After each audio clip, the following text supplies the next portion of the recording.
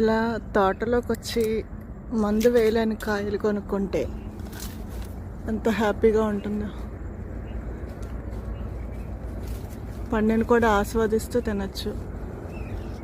ఎప్పుడు ప్రతి సంవత్సరం కూడా మేము ఇలా మందు వేయలేని కాయలు, చెట్టు నుంచి కోసిన కాయలు కొంటాము. చూడండి బంగినపల్లి కాయలు ఎంత బాగా తయారైనయో.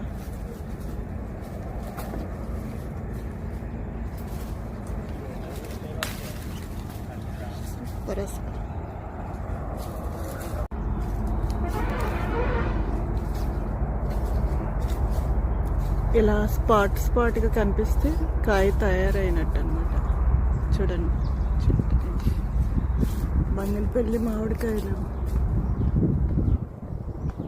సూపర్.